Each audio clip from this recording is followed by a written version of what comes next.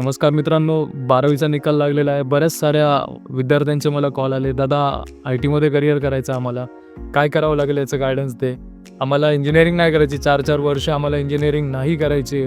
फक्त BScच्या बेसवरती आम्हाला जॉब मिळतील का?" तर हो, नक्कीच मिळतील. हेच सांगण्यासाठी मी हा व्हिडिओ बनवतोय. आय-टी म्हणजे इन्फॉर्मेशन टेक्नॉलॉजी. याच्यामध्ये बरेच सारे डोमेन्स येतात. याच्यामध्ये खूप साऱ्या फील्ड्स असतात. फक्त आय-टी म्हणजे असं ढोबळमानाने काय आय-टी असं नसतं.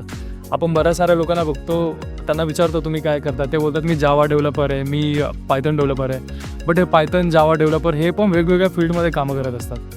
तर आपण जाणून घेऊया की आय-टीमध्ये नक्की फील्ड किती आहेत. या फील्डला स्किल करण्यासाठी तुम्हाला BSc आय-टी इनफ आहे, BSc CS इनफ आहे का बॅचलर ऑफ इंजिनिअरिंग करावं लागेल? हे सर्व मी आज तुम्हाला या व्हिडिओमध्ये सांगणार आहे. मित्रांनो, इन्फॉर्मेशन टेक्नॉलॉजी हा सर्वात मोठा ट्रेंड आहे सध्याच्या जगातला. कारण तुम्ही पाहिलं असाल साऊथची मुलं, नॉर्थची मुलं हे खूप इन्फॉर्मेशन टेक्नॉलॉजीमध्ये म्हणजे आय-टीमध्ये मराठी मुलांपेक्षा जरा पुढेच असतात, नाही का? कारण त्यांना या गोष्टीचं बेसिक नॉलेज हे खूप आधीपासून मिळालेलं असतं की आपल्याला काय करायचं हे त्यांना पूर्ण क्लिअर असतं. पण मराठी मुलांचं तसं नसतं. मराठी मुलं, मी खेडेगावच्या मुलांबद्दल स्पेसिफिकली बोलतो, 12वी नंतर BCom, BSc केमिस्ट्रीसारखे विषय घेतात किंवा BA घेतात आणि MPSCचा किंवा PSI STIच्या मार्गाला लागतात. मला असं वाटतं थोडा काळ बदली झाला आहे. असं न करता आपण खूप साऱ्या गोष्टी करू शकतो. जर आत्ताच 12वी केली असेल तर तुमच्यासाठी सुवर्ण संधी आहे, जेणेकरून 3-4 वर्षानंतर तुम्हाला MPSC, STI, PSI, पोलीस भरती अशा प्रकारच्या फील्डकडे तुम्हाला बघावंच नाही लागणार. कारण की आय-टी ही एक अशी फील्ड आहे ज्याच्यामध्ये तुम्ही ग्रॅज्युएशन कंप्लीट होण्याच्या आधीसुद्धा जॉब मिळू शकता. मी हे खोटं नाही बोलत आहे. 12वी नंतर सुद्धा तुम्ही जॉब मिळवू शकता जर तुमच्यामध्ये तेवढे स्किल्स आणि टॅलेंट असेल, जर तुम्हाला तेवढे प्रोजेक्ट कंप्लीट करून देता येत असतील तर. आणि हो, खरंच आहे. कारण की 10-15 वर्षापूर्वी हा ट्रेंड होता की 4 वर्ष इंजिनिअरिंगला 4 ते 5 लाख रुपये खर्च करा आणि त्यानंतर ती मुलं आय-टीमध्ये कामाला आली. म्हणजे ज्यांनी बॅचलर्स ऑफ मेकॅनिकल इंजिनिअरिंग केलं ते सुद्धा आज आय-टीमध्ये काम करतात.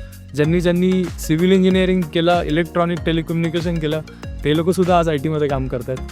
आणि ज्यांनी BSc in computer science, BSc in IT आणि बॅचलर ऑफ आर्ट्स केलं, हो लिटरली ते सुद्धा आय-टीमध्ये काम करत आहेत. एवढंच नाही तर हॉटेल मॅनेजमेंट केलेले मुलंसुद्धा आय-टीमध्ये काम करत आहेत. तर कंपन्यांना जे पाहिजे असतं ते आहे फक्त तुमची डिग्री. कंपन्या कधी भेदभाव नाही करत की डिग्री ही बॅचलर ऑफ आर्ट्सची आहे का बॅचलर ऑफ इंजिनिअरिंगची आहे. हो, गव्हर्नमेंटच्या जॉब्समध्ये नक्कीच या अटी असतात किंवा काही कंपन्या, थोडक्याच कंपन्या आहेत ज्या नक्की या अटी घालतात की आम्हाला इंजिनिअरिंगच पाहिजे किंवा आम्हाला आय-टी बॅकग्राऊंडमधलाच मुलगा पाहिजे किंवा आम्हाला कम्प्युटर सायन्स या बॅकग्राऊंडमधली मुलं पाहिजेत. पण तुम्ही घाबरून जाऊ नका. मी तुम्हाला आज अशा काही गोष्टी सांगणार आहे ज्याने तुम्ही मिनिमम इन्व्हेस्टमेंटमध्ये म्हणजे फक्त बॅचलर ऑफ कम्प्युटर सायन्स किंवा information technology, BSc IT, BSc CS ज्याला बोलतो आपण, ते कंप्लीट करूनसुद्धा तुम्ही टॉप क्लासचे, जगभरात एकदम जे टॉपचे जॉब मानले जातात, गुगल, ॲमेझॉन आणि आपलं ॲपल यासारख्या कंपन्यामध्ये तुम्ही हे जॉब मिळवू शकता. ह्याच्यासाठी तुम्ही हा पूर्ण व्हिडिओ बघा. तर मित्रांनो, सर्वात पहिली फील्ड आहे वेब डेव्हलपमेंट. वेब डेव्हलपमेंट म्हणजेच ज्या काही वेबसाईट तुम्ही ॲक्सेस करता, फेसबुक, इंस्टाग्राम आणि फ्लिपकार्ट, ॲमेझॉन या सर्व वेबसाईट या एका वेब डेव्हलपरनेच क्रिएट आणि मेंटेन केलेल्या असतात. वेब डेव्हलपमेंट ही फील्ड खूप इंटरेस्टिंग आहे आणि याच्यामध्ये तुम्हाला जर काम करायचं असेल तर तुम्हाला सर्वात प्रथम यायला पाहिजे HTML, CSS, जावास्क्रिप्ट. या 3 गोष्टी शिकल्यानंतर वेब डेव्हलपमेंटचा पाथ ओपन होतो तुमच्यासमोर. आता लिटरली तुम्हाला एक गोष्ट सांगतो, या गोष्टी तुम्ही 2 ते 3 महिन्यामध्ये शिकू शकता, घर बसल्या तुमच्या कम्प्युटरवरती यूट्यूब चॅनल्सवरून. आणि ह्या गोष्टी जर तुम्हाला चांगल्या प्रकारे येत असतील, तुम्ही जर चांगले प्रोजेक्ट क्रिएट केले, तर कंपन्या किंवा छोटे मोठे स्टार्टअप तुम्हाला हेही विचारत नाही की तुमचं ग्रॅज्युएशन कोणत्या फील्डमधून झालेलं आहे. तुम्ही जर BSc आय-टी केलं असेल तरी तुम्हाला घेणार, बॅचलर ऑफ सायन्स केलं असेल किंवा BCom जरी केलं असेल, पण तुम्हाला ही स्किल येत असेल तर तुम्हाला ते नक्की हायर करणार आणि तुमच्याबद्दल विचार करणार. ही पॉवर आहे स्किल्सची. या जर स्किल्सवरती तुम्ही काम केलं आणि या सर्व स्किल्स जर तुम्हाला आल्या तर मार्केटमध्ये तुमचा हात कोणी नाही पकडू शकत. तुम्ही जितके जास्त प्रोजेक्ट क्रिएट कराल तेवढेच जे हायर करणारे HR असतात त्यांची नजर तुमच्यावरती पडते आणि ते तुम्हाला चांगल्या पॅकेजवरती हायर करू शकतात. Yes, this is the impact of skills. Because मी तुम्हाला सांगतो, काही वर्षापूर्वी असं होतं की कॉलेजमध्ये प्लेसमेंट येत होती आणि ते प्लेसमेंटमध्ये बघायचे तुमचे तुमचा ॲप्टिट्यूड कसं आहे, तुम्हाला काय काय स्किल्स येत आहेत. आणि ज्यांना ह्या प्लेसमेंट भेटत नव्हत्या ते मुलं बिचारे बेरोजगार राहायचे किंवा बाहेरून कुठे ना कुठेतरी जॉबमध्ये अप्लाय कर किंवा कोणत्या तरी कोचिंग इन्स्टिट्यूट प्रायव्हेट जॉईन कर, त्यांचं सर्टिफिकेशन घे, या गोष्टी करायचे. पण लिटरली आज याची गरज नाही आहे. आज तुम्ही तुमचं केलेलं काम ट्विटरवरती, लिंक्डइनवरती खूप ठिकाणी प्रमोट करू शकता, दाखवू शकता जगाला. यूट्यूबवरती तुम्ही दाखवू शकता, इंस्टाग्रामवरती दाखवू शकता की मी खूप स्किलफुल आहे आणि मी हे प्रोजेक्ट केलेले आहेत, राईट. आणि ही गोष्ट ॲप्लिकेबल होते फक्त वेब डेव्हलपमेंटसाठी नाही, तर मी ज्या पुढे सांगणार आहे त्या प्रत्येक फील्डसाठी, ठीक आहे. तर पहिली होती वेब डेव्हलपमेंट, जाणून घेऊया दुसऱ्या फील्डबद्दल. सेकंड आहे मोबाईल ॲप डेव्हलपमेंट. मित्रांनो, जर तुम्हाला मोबाईल ॲप्सची आवड असेल, जर तुम्हाला मोबाईल ॲप्सचा इंटरफेस आवडत असेल, हे काम कसे करतात याची क्युरिओसिटी असेल, तर ही फील्ड तुमच्यासाठी आहे. या फील्डमध्ये जर तुम्हाला उतरायचं असेल तर तुम्हाला जावा, कोटलिन, अँड्रॉइड स्टुडिओ याच्यासारख्या बऱ्याच साऱ्या स्किल आल्या पाहिजेत. आणि त्या स्किलसाठी सुद्धा तुम्हाला कोणत्याही फॉर्मल एज्युकेशनची गरज नाही आहे. मी तुम्हाला परत रिपीट तेच सांगतो की बॅचलर्स हे एक प्लॅटफॉर्म आहे. तुम्ही बॅचलर्स केलं तर तुम्ही जॉब अवेलेबल होऊन जाता, जर तुम्हाला या स्किल्स येत असतील तर. जर तुम्हाला मोबाईल ॲप जर डेव्हलप करण्यामध्ये इंटरेस्ट असेल तर तुम्हाला बरेच सारे ट्युटोरियल्स ऑनलाईनसुद्धा भेटतील यूट्यूबवरती, आणि हे फ्री ऑफ कॉस्ट आहेत. लोकांना माहिती नाही का पैसे देऊनच शिकायचं असतं. त्यांना कुठल्या तरी फिजिकली जाऊन अटेंड करून कोचिंग्स अटेंड करायचे असतात. फिजिकली गोष्टी शिकण्यामध्ये बेनिफिट आहे, आय ॲग्री. बट तुम्हाला त्या क्वालिटीचं एज्युकेशन तुमच्या जवळपासच्या एखाद्या इन्स्टिट्यूटमध्ये भेटेल ही शक्यता फारच कमी आहे, ज्या क्वालिटीचं आजकाल यूट्यूबवरती एज्युकेशन भेटतं. तर मित्रांनो, पुढची फील्ड आहे सायबर सिक्युरिटी. मित्रांनो, ऑनलाईन फ्रॉड्स वगैरे होतात, खूप साऱ्या लोकांचा डेटा वगैरे हॅक केला जातो. लोकांचाच नाही तर कंपन्यांचा डेटासुद्धा हॅक होतो आणि तो डेटा करोडोंमध्ये पुढे विकला जातो. हे सर्व टाळायचं असेल तर कंपन्या स्वतःच्या सायबर सिक्युरिटी एक्सपर्ट या लोकांना हायर करतात, कारण की या लोकांकडे पूर्ण नॉलेज असतं की कंपनीचा डेटा कसा संरक्षित केला जाऊ शकतो. आता या लोकांना कोणत्या स्किल आत्मसात करायला लागतात, तर त्या आहेत TCP/IP protocol, networking, penetration testing, vulnerability assessment येतं त्याच्यामध्ये, लिनक्स किंवा स्प्लंक सारखे टूल्स. या सर्व गोष्टी शिकल्यानंतर तुम्हाला सायबर सिक्युरिटीमध्ये पाहिजे तसे जॉब मिळू शकतात आणि त्यांचं पॅकेजसुद्धा स्टार्टिंगचं खूप चांगलं असतं इतरांच्या तुलनेने. पुढची टेक्नॉलॉजी आहे क्लाउड कम्प्युटिंग. मित्रांनो, नेटफ्लिक्स, ॲमेझॉनचा जो डेटा तुम्ही बघता तो सर्व डेटा या क्लाउड्सवरतीच होस्ट केलेला असतो, क्लाउड सर्व्हरवरती. आणि या फील्डमध्ये भविष्यामध्ये खूप साऱ्या नोकऱ्या उत्पन्न होतील. आणि तुम्हीसुद्धा जर याचे एक्सपर्ट बनायचं असेल तर वेगवेगळे सर्टिफिकेशन करू शकता. AWS, गुगल क्लाउड यासारख्या गोष्टींचं नॉलेज घेऊ शकता, जेणेकरून तुम्हीसुद्धा जॉब रेडी होऊ शकता या गोष्टींसाठी. जेव्हा तुम्ही तुमची BSc किंवा CS कम्प्युटर सायन्स कंप्लीट केलं गेलं असेल त्यावेळेला तुम्ही डायरेक्टली या कंपन्यांमध्ये अप्लाय करायला सुरुवात करू शकता on the basis of this knowledge.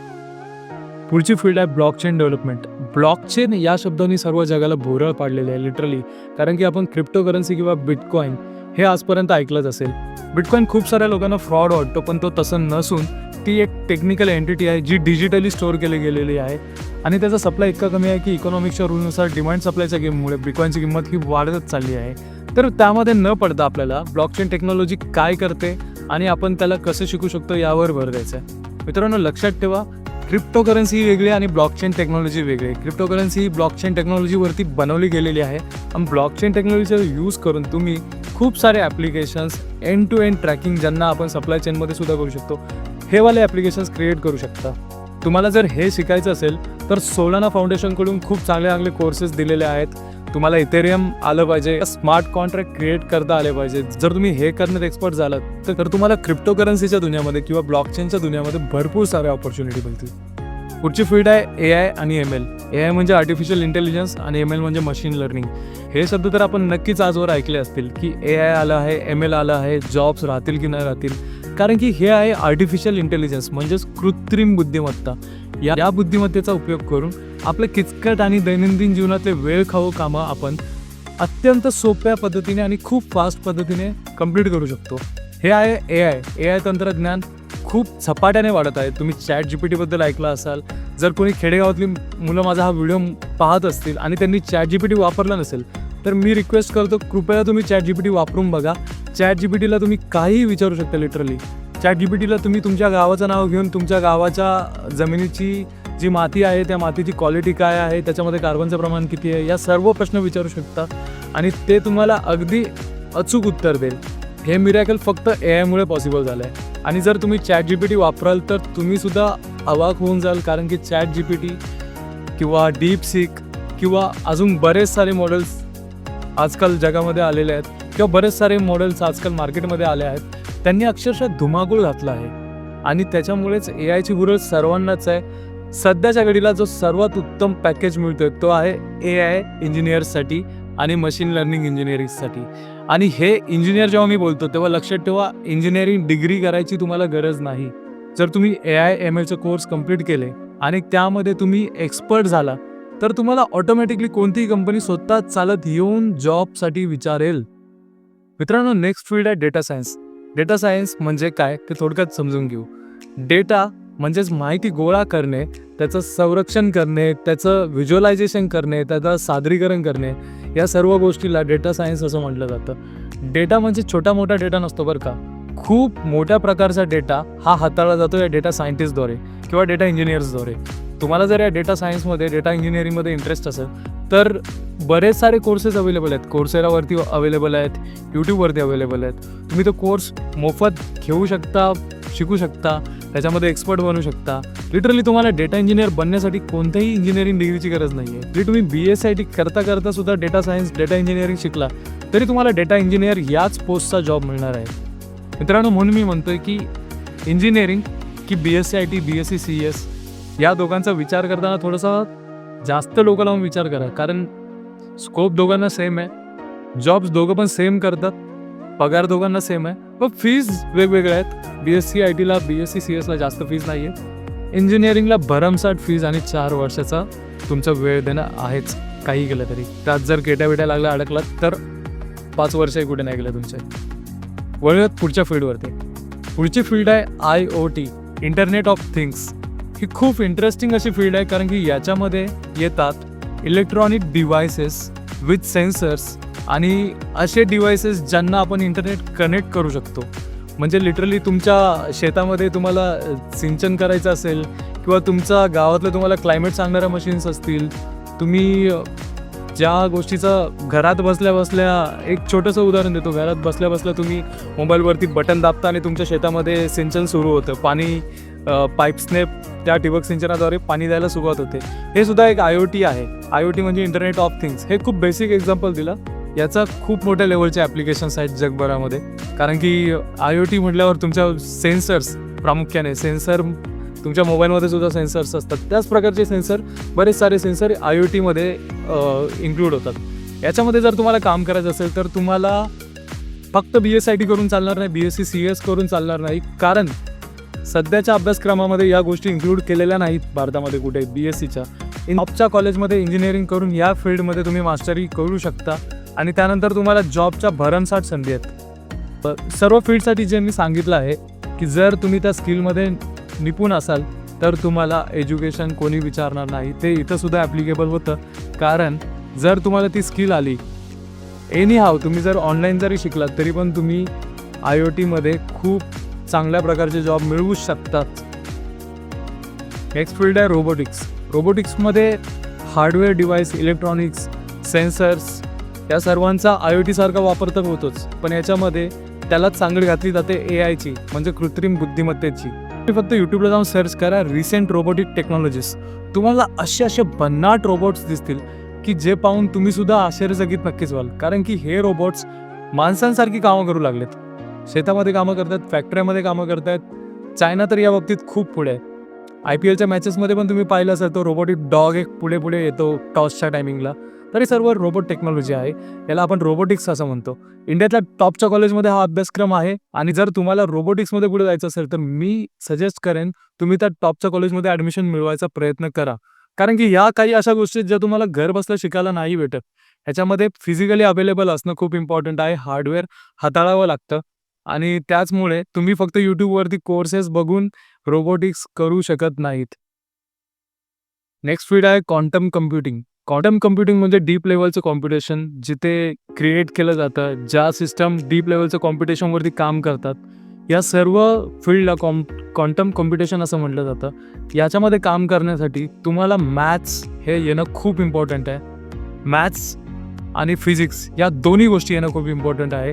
त्याच्यासोबत कम्प्युटर सायन्सची सांगड घातली जाते. क्वांटम कम्प्युटिंग ही फील्ड आपल्याला जगामध्ये खूप पुढे घेऊन जाऊ शकते. आपली जी रिसर्च सध्या चालू आहे त्याचा वेग खूप पटींनी वाढू शकतो जर आपण याच्यामध्ये ब्रेक थ्रू करण्यात सक्सेसफुल राहिलो तर. या फील्डमध्ये मोस्टली ॲप्लिकेबल वर्क जास्त करणारे लोक नाही आहेत, तर ही रिसर्च बेस्ड फील्ड आहे आणि याचे ॲप्लिकेशन हळूहळू इंडस्ट्रीमध्ये दिसू लागलेत. तर याचीसुद्धा ग्रोथ प्रोजेक्ट केली जाते की बऱ्यापैकी फास्ट होऊ शकते पुढच्या 10 वर्षामध्ये. कारण या फील्डमध्ये जाणारे लोक फारच कमी आहेत आणि या फील्डमध्ये नॉलेज असणारे लोक पण खूप कमी आहेत. त्यामुळे इथे खूप चांगला चान्स आहे. जर तुम्हाला अभ्यासामध्ये खरंच इंटरेस्ट असेल, मॅथ्स फिजिक्समध्ये इंटरेस्ट असेल, तर तुम्ही या फील्डचा सुद्धा विचार करू शकता, कारण की याच्यामध्ये भरपूर अभ्यास करावा लागतो. नेक्स्ट फील्ड आहे सेमीकंडक्टर टेक्नॉलॉजी. सेमीकंडक्टरच्या बाबतीमध्ये इंडिया जराशी मागेच पडतो जगाच्या. साऊथ कोरिया आणि तैवान हे असे राष्ट्र आहेत जे सेमीकंडक्टरसाठी खूप प्रगतशील असे राष्ट्र समजले जातात. हे जगाला सेमीकंडक्टर पुरवतात. आजकालच्या जगामध्ये जेवढे सारे इलेक्ट्रॉनिक गॅजेट्स चालू आहेत ते सर्व सेमीकंडक्टरवरतीच चालू आहेत. एवढंच नाही तर आजकालचं जे AI टेक्नॉलॉजी आलेलं आहे हे सुद्धा खूप मोठ्या प्रमाणात सेमीकंडक्टरचं कन्झम्पशन करतं. तर तुम्हाला सेमीकंडक्टर फील्डमध्ये काम करायचं असेल तर तुम्ही BE इलेक्ट्रॉनिक्स करू शकता. त्यानंतर IIT मद्रासचा सेमीकंडक्टरचा कोर्स आहे तो सुद्धा कंप्लीट करू शकता. आणि या फील्डमध्येही लोकांची फार कमतरता आहे, नॉलेजचा खूप अभाव आहे आणि जेणेकरून लोक सहसा या फील्डमध्ये वळत नाहीत. जर तुम्ही वळलात या फील्डमध्ये तर तुम्ही खूप सारे पैसे कमवू शकता. ही एका काळ्या दगडावरची रेष आहे. मॉरल ऑफ द स्टोरी हाच आहे की BEच करावं हे काही गरजेचं नाही आहे. तुम्ही BSc CS BSc IT ही करू शकता, जो फक्त अभ्यासक्रम 3 वर्षाचा असतो, कमी फीजमध्ये असतो. पण लक्षात ठेवा, तुम्ही BE जरी केलं किंवा BSc CS BSc IT जरी केलं तरी तुम्हाला बाहेरून अभ्यासात करावाच लागणार आहे. कारण ज्या प्रकारचा आपला अभ्यासक्रम आहे आपल्या कॉलेजेसचा, तो अभ्यासक्रम तुम्हाला कम्प्लिटली जॉब रेडी बनवत नाही. त्याच्यामध्ये तुम्ही लास्ट इयरला जरी गेलात तरी पण तुम्ही ॲडव्हान्स जावा आणि हेच वाले सब्जेक्ट शिकत राहणार. तर तुम्हाला आउट ऑफ द बॉक्स जाऊन ऑनलाईन ज्या काही सोर्सेस आहेत, ऑनलाईन यूट्यूबवरती कोड विथ हॅरी नावाचं चॅनल आहे, जाऊन पहा. सर्व प्रकारचे ट्युटोरियल्स तुम्हाला तिथे भेटतील आणि खूप सुंदर चॅनल्स आहेत ऑनलाईन. तुम्ही तिथे जाऊ शकता आणि तुम्ही ते फ्री ऑफ कॉस्ट बघू शकता. तुम्ही नॉलेज गेन करू शकता. हे सर्व शिकायला तुम्हाला 1.5 ते 2 वर्ष लागतील. कोणत्याही कॉलेजच्या डिग्रीपेक्षा फास्ट शिकू शकाल. हा डिग्री नक्कीच महत्त्वाची आहे, डिग्री घ्यायचीच आहे. पण असा अर्थ होत नाही की बॅचलर्स ऑफ इंजिनिअरिंग हीच डिग्री घेतली पाहिजे.